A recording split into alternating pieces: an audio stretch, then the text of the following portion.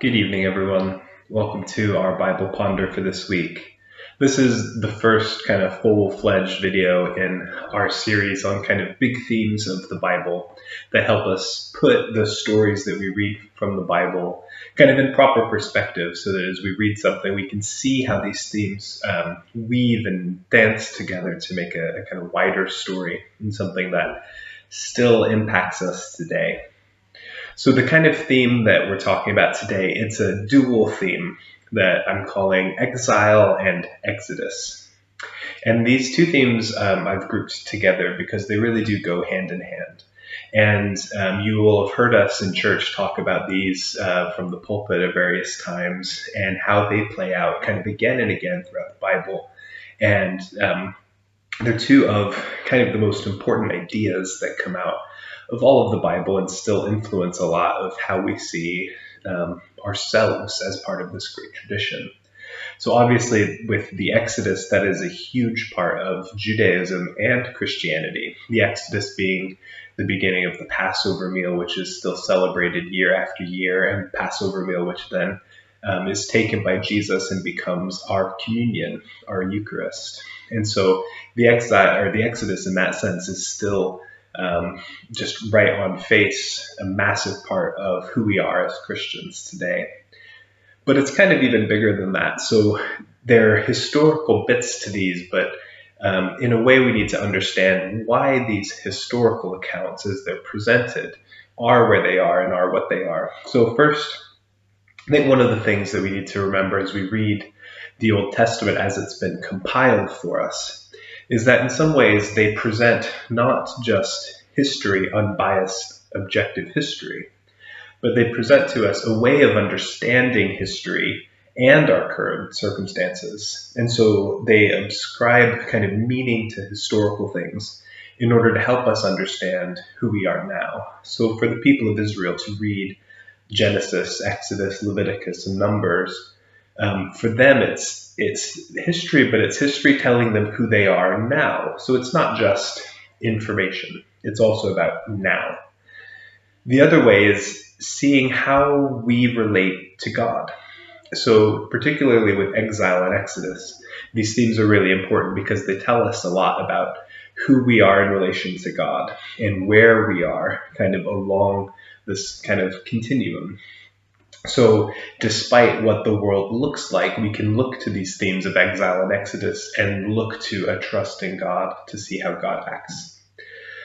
So there are a few major things that we'll see kind of exile and Exodus replay through the whole Bible, and then we'll talk about a couple, and then we'll read a big chapter and get to that at the end. So the first kind of exile that happens ever is the Garden of Eden, when Adam and Eve take the fruit from the serpent and eat it and are deemed to have sinned and therefore violated what God had created in Eden. They are exiled from the garden. So that is the very first exile, a kind of precursor to the exiles that happen. And then you get the exile in Egypt after Abraham comes up and is chosen by God and receives God's promises, and his descendants move down, and then eventually through famine and whatever reason they move to Egypt and then are enslaved. And so that kind of becomes, in a sense, that sort of second exile, which then has the Exodus, where God's people are rescued and taken through the wilderness, which is another theme that we'll get to next week, and taken into the promised land. And throughout the Bible, over and over, especially in the Old Testament, you hear the refrain, "I am the God of your forefathers who brought you out of Egypt." So that Exodus, the return from exile in that story, plays a massive role in understanding who the people of Israel are in relation to God. And that's how that plays out in that very first and main Exodus. But then it sort of happens again and again as God rescues his people, and the people fall out of favor throughout the history. These little mini episodes of falling out of favor and rescue, his sort of exile and Exodus played out in miniature. And then you have the great big exile, which is first with Assyria and the northern kingdoms, and then finally through the nation of Babylon, and Nebuchadnezzar conquering all of Judea and the southern kingdoms as well, sacking Jerusalem, destroying the temple, doing all of that, and literally taking the majority of the people of Israel away from their homeland. And so then you have this great exile where most of the Jews do not live in Jerusalem and Israel. They are exiled from the land, and they understand this both physically but also primarily a spiritual exile. And you have a whole lot of the prophets, the books of the prophets written during this time. And you have things like visions from Ezekiel, where Ezekiel literally, well, in Ezekiel's vision, he literally sees the Spirit of God leaving the temple, which is both a condemnation of the people of Israel, but also almost a reprieve to say that God is not destroyed. Although the temple is destroyed, Jerusalem is destroyed, our promised land is occupied and taken over, and we're removed from the land. God is still existing. God has not been destroyed. God has just abandoned the temple. So kind of twinned with this exile, that you've fallen out of favor, you've sinned, and therefore there is this punishment, this exile. There is the hope of Exodus, the hope that God has not abandoned you, and the hope then that God will come and take you out of your exile and lead you back into a promised land, just like God led the Israelites out of Egypt. There, that refrain comes back again. So the way they understood that then spiritually, as the exile being about God, then when the majority of the people then return from Babylon and are living in Israel, they don't see the exile as having ended, because God has not returned favor. So even though they're living back in the promised land, Rome still reigns. So you had Babylon, and then Persia, and then Alexander the Great, and the Greek Empire, and then Rome. So they're still conquered people. So they still see the exile as continuing, even though they're back living in the land. So then enter Jesus. And in the Gospels, the way that Jesus is presented is almost a new Exodus. And so Jesus fits a lot of the types for the Exodus story. He is both a kind of new Israel and a new Moses. And he's a new Moses, especially you see this in Matthew's Gospel. Matthew has Jesus giving 5 big discourses, as we call them. If you have a red letter edition Bible with the words of Jesus in red ink, and you flip through Matthew, you'll find kind of 5 big sections of red text. And those are kind of meant by the Gospel of Matthew to echo the 5 books of the law, the Torah.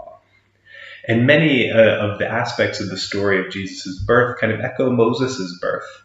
And even then, echoing the story of Israel, Jesus is taken as a baby and escapes to Egypt, when Herod is trying to kill him.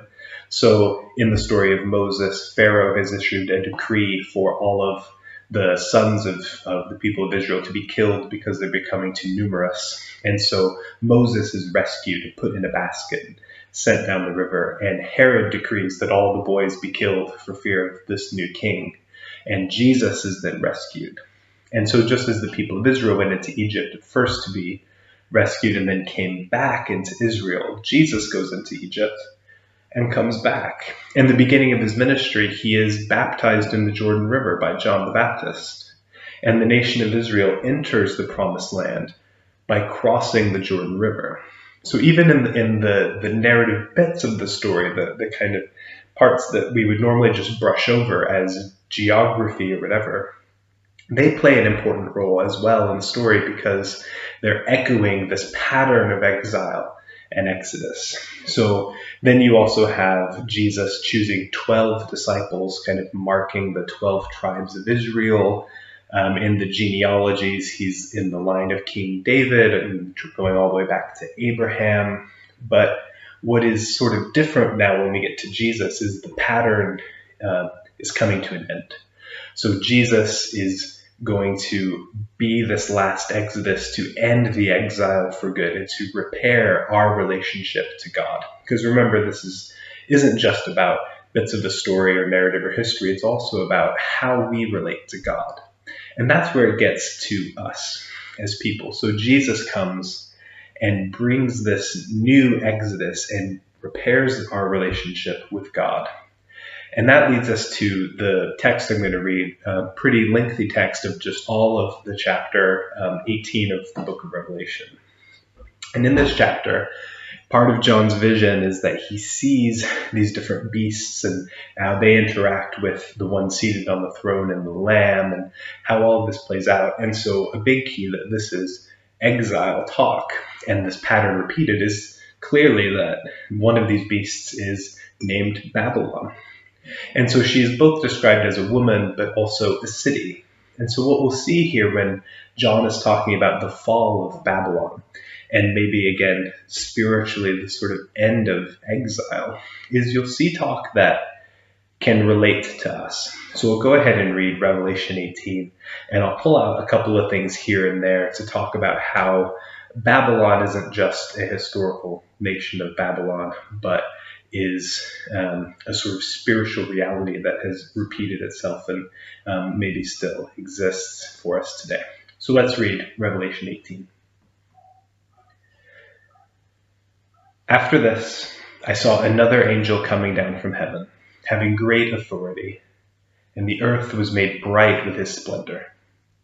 He called out with a mighty voice, "Fallen, fallen is Babylon the Great. It has become a dwelling place of demons, a haunt of every foul spirit, a haunt of every foul bird, a haunt of every foul and hateful beast. For the nations have drunk of the wine of the wrath of her fornication, and the kings of the earth have committed fornication with her, and the merchants of the earth have grown rich from the power of her luxury." Then I heard another voice from heaven saying, "Come out of her, my people, so that you do not take part in her sins, and so that you do not share in her plagues, for her sins are heaped high as heaven, and God has remembered her iniquities. Render to her as she herself has rendered, and repay her double for her deeds. Mix a double draught for her in the cup she mixed. As she glorified herself and lived luxuriously, so give her a like measure of torment and grief. Since in her heart she says, I rule as a queen. I am no widow, and I will never see grief. Therefore her plagues will come in a single day, pestilence and mourning and famine, and she will be burned with fire, for mighty is the Lord God who judges her. And the kings of the earth who committed fornication and lived in luxury with her will weep and wail over her when they see the smoke of her burning. They will stand far off in fear of her torment and say, Alas, alas, the great city, Babylon, the mighty city, for in 1 hour your judgment has come. And the merchants of the earth weep and mourn for her, since no one buys their cargo anymore. Cargo of gold, silver, jewels, and pearls, fine linen, purple, silk, and scarlet, all kinds of scented wood and articles of ivory, all articles of costly wood, bronze, iron, and marble, cinnamon, spice, incense, myrrh, frankincense, wine, olive oil, choice flour and wheat, cattle and sheep, horses and chariots, slaves and human lives. The fruit for which your soul longed has gone from you, and all your dainties and your splendor are lost to you, never to be found again. The merchants of these wares who gained wealth from her will stand far off in fear of her torment, weeping and mourning aloud. Alas, alas, the great city, clothed in fine linen, in purple and scarlet, adorned with gold, with jewels, and with pearls. For in 1 hour all this wealth has been laid waste. All the shipmasters and seafarers, sailors, and all those whose trade is on the sea stood far off and cried out as they saw the smoke of her burning. What city was like the great city? And they threw dust on their heads as they wept and mourned, crying out, Alas, alas, the great city, where all who had ships at sea grew rich by her wealth, for in 1 hour she has been laid waste. Rejoice over her, O heaven, you saints and apostles and prophets, for God has given judgment for you against her.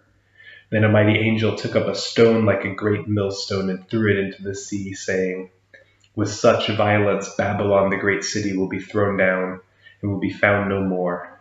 And the sound of harpists and minstrels and of flutists and trumpeters will be heard in you no more.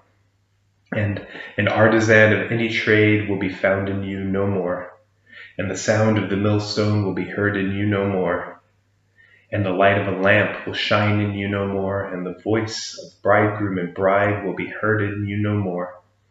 For your merchants were the magnates of the earth, and all nations were deceived by your sorcery. And in you is found the blood of prophets and of saints, and of all who have been slaughtered on earth.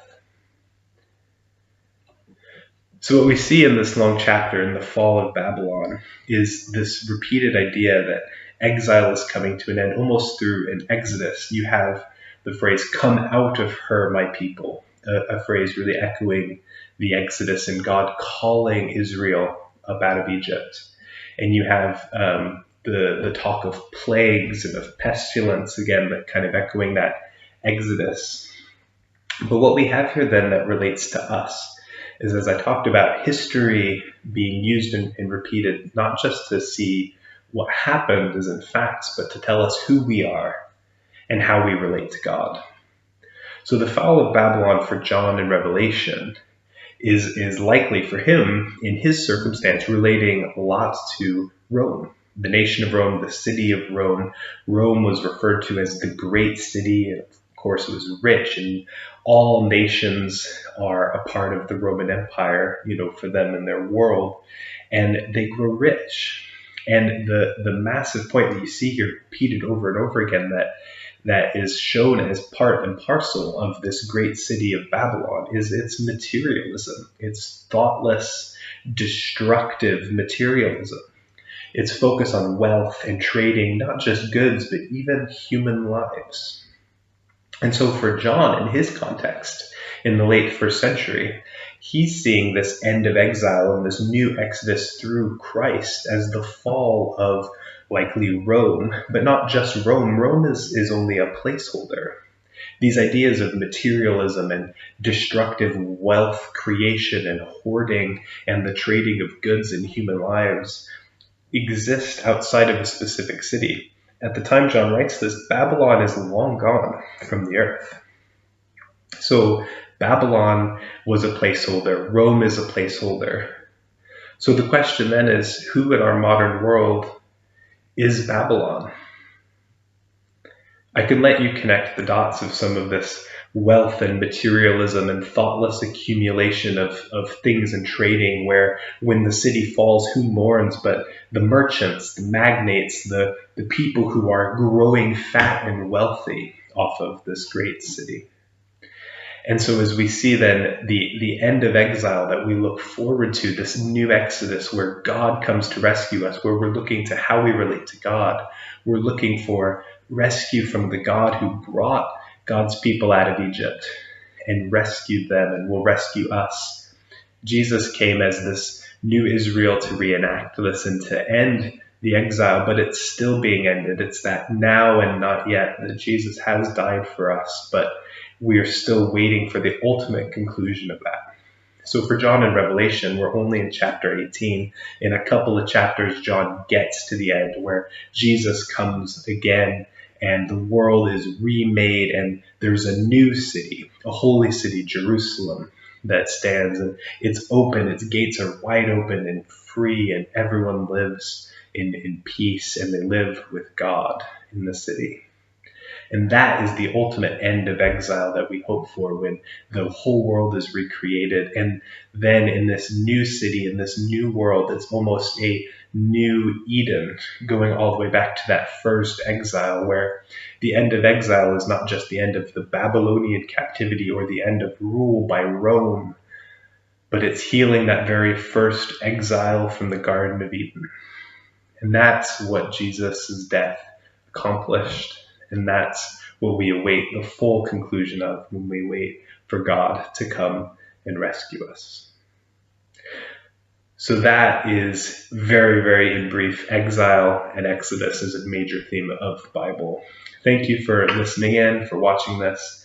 Next week, we'll be looking at the theme of wilderness and how the idea of wilderness in the Bible gives us clues and teaches us more about what's going on in the story, and again, how we relate to God. So thanks for watching. I hope to catch you next week.